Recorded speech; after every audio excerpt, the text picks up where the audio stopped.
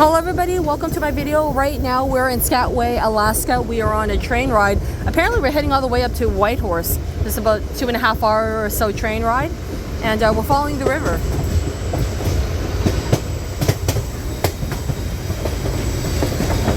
I'm part of a tour taking the cruise ship from Vancouver, British Columbia up to Alaska.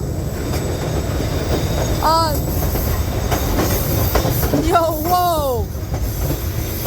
I'm on the platform right now. It's shaky. For those who don't know, Alaska, it started out, I believe, 1887. Some gentlemen struck gold. Changed the course of history.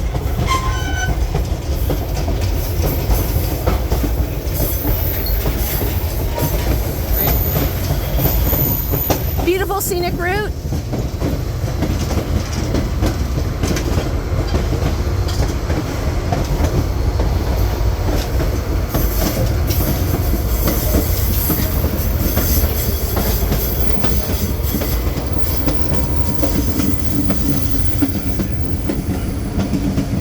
Just gonna show you the other side.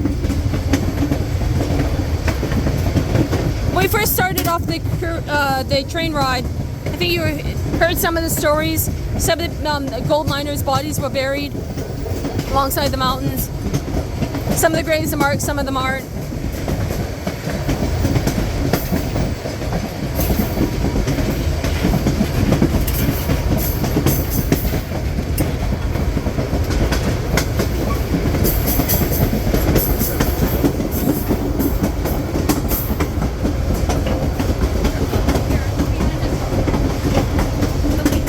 So I'm gonna head back inside for a moment.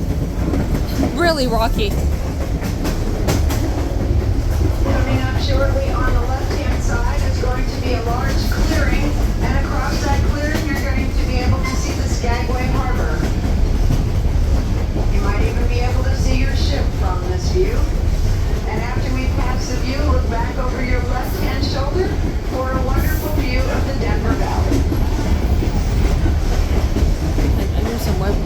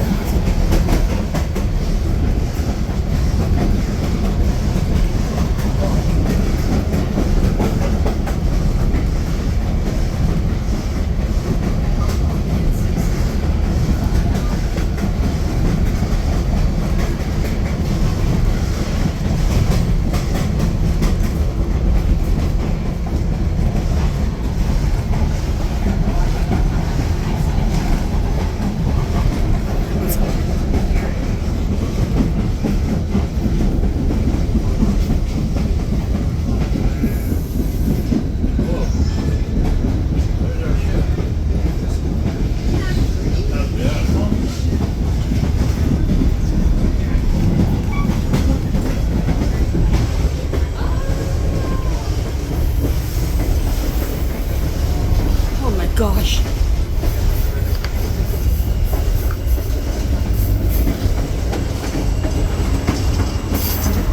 Okay.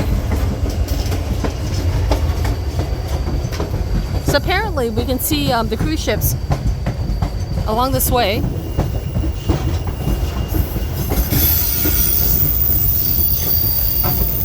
Rocky Point. Whoa!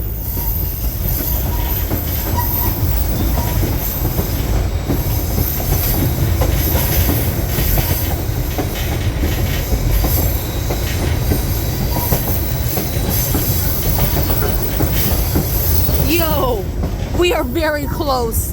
We are very close to the rocks here. I don't know how they. Look, can you see that? There's like a foot difference. Maybe a foot and a half. Yo. Oh, whoa.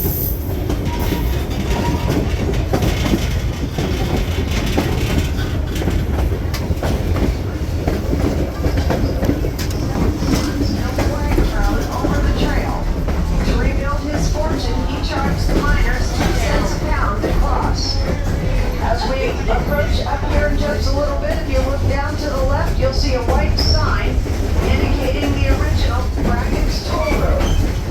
Once construction of the railroad began,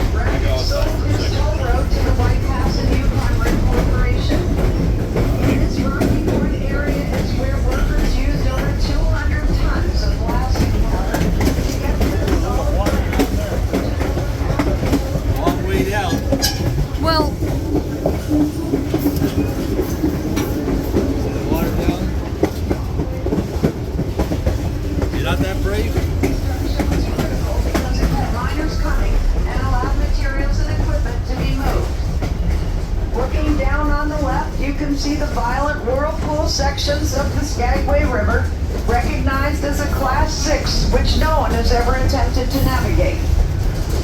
You can also see the highway on your left.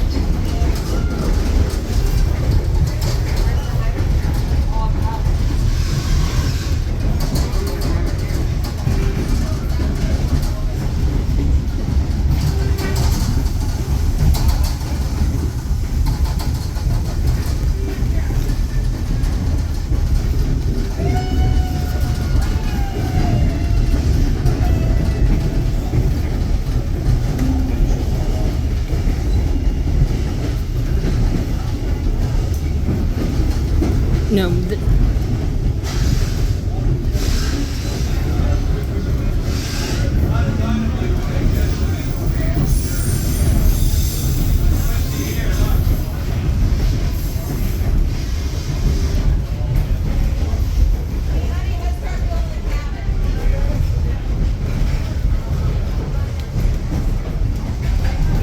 The Klondike Gold Rush was precipitated by the Panic of 1893, when banks and railroad businesses in particular began to fail, sending a shockwave through the economy, soaring unemployment to 25% in the United States, and homelessness skyrocketed.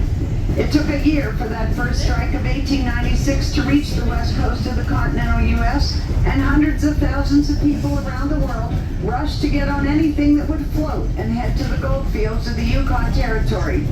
Newspaper headlines screamed gold, gold, gold, and the west coast was delirious with gold rush fever, and the race to get up to the Klondike was on. An event like the Klondike Gold Rush and a project like the building of the White Pass Railroad had economic, environmental, and cultural impacts on this region, some of which we'll explore in our journey today. They never even asked to see our... In the beginning of the gold rush, the railroad didn't exist, and many entrepreneurs took note of the difficulties involved in reaching the gold fields. The largest obstacle was the journey over the coast mountain range, which is what you see all around you. Back then, stampeders primarily used two trails to reach the gold fields. There was the White Pass Trail, 45 miles, which started in Skagway, and there was the 33-mile Chilkoot Trail, which started 9 miles west of Skagway and Dyea. Some stampeders chose the shorter but steeper Chilkoot Trail. Others chose the longer, less steep White Pass Trail, believing the pack animals could be used to carry their supplies. And they used horses, dogs, and even pigs to haul their supplies. Anywhere you went, you wished you had gone the other way. Roy Minter wrote in his book, White Pass, by the end of the first day, they were certain they'd made a colossal blunder and had chosen the wrong way. There ain't no choice, said an old-timer describing the choice between the two trails. One's hell